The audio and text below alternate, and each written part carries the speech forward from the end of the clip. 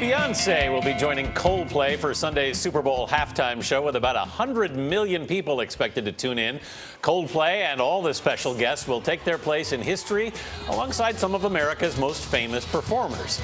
Michelle Miller is at Super Bowl City in San Francisco with the program's humble beginnings. Michelle, good morning. Good morning. Well, that's right. Well, when you think of halftime shows, you think of helicopters and fireworks, all those over-the-top antics. But it wasn't always like that. Coldplay's Chris Martin described this year's show as a combination between the past, the present, and the future. Well, our story begins in the past, 50 years ago, with a little marching band from Louisiana. Hey, 1, 2, 3, 4, 5, 6, 7. Hey. These college bandmates haven't marched together in 50 years, but when we met up with them recently, they hardly missed a beat. Fall out! You had to bring your dedication each time, practice like you perform, and you perform like you practice. Yes. It was their performance together in 1967 that would change history. That year, the commissioner of the National Football League invited Grambling State's marching band to play in their very first Super Bowl. 129 men from a small Louisiana college marched alongside the University of Arizona's band for millions of viewers.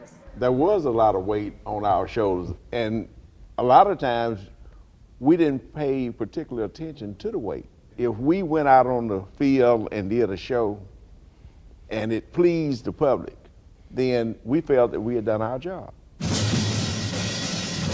For the next 23 years, marching bands were a Super Bowl mainstay. Then, in 1991, Disney produced the halftime party. They chose the commercially successful boy band, New Kids on the Block. 2 years later, the king of pop, Michael Jackson, moonwalked for 100 million viewers.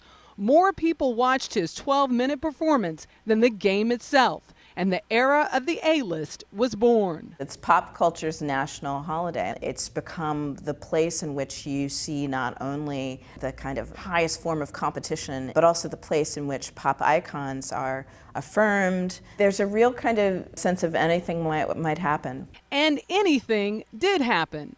In 1996, Diana Ross reaffirmed her diva status with a performance featuring a chorus, fireworks, and a high-flying exit. Stages set for superstars soon featured rising stars too.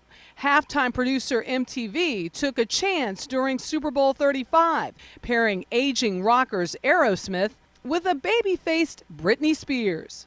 It's kind of a point of possibility for performers who are very much on the verge, as well as those who are, cemented in our cultural imaginary.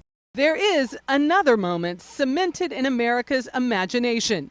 Janet Jackson and Justin Timberlake's wardrobe malfunction in 2004 set a new course for the halftime show. It's a complicated moment in our Super Bowl history. It certainly changed the lineup of halftime performers for several years afterwards. Super Bowl 39 hosted a Beatle. In 2009, it was The Boss. 4 years later, Beyoncé was on full display. Then, rising star Bruno Mars brought in the show's highest ratings yet. But none of these halftime steps or dramatic antics could have been possible without a group of teenagers from Louisiana. Do you think that the Super Bowl performances helped to raise the level of awareness that people had about this university and its band?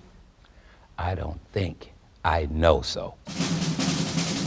Super Bowl I launched the Grambling band's legacy.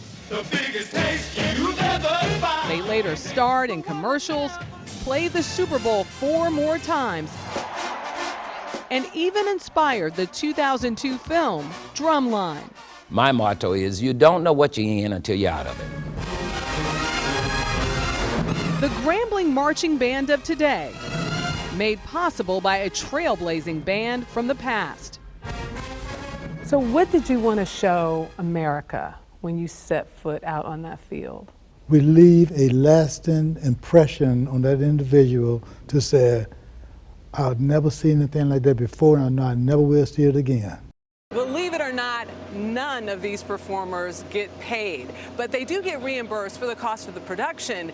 And depending on how big that production is, that, Gail, could be in the millions. I'll say. It was great to see the Grambling State Band, because those guys are fantastic. So good. It was a little walk down memory lane. Thanks a lot, was. Michelle.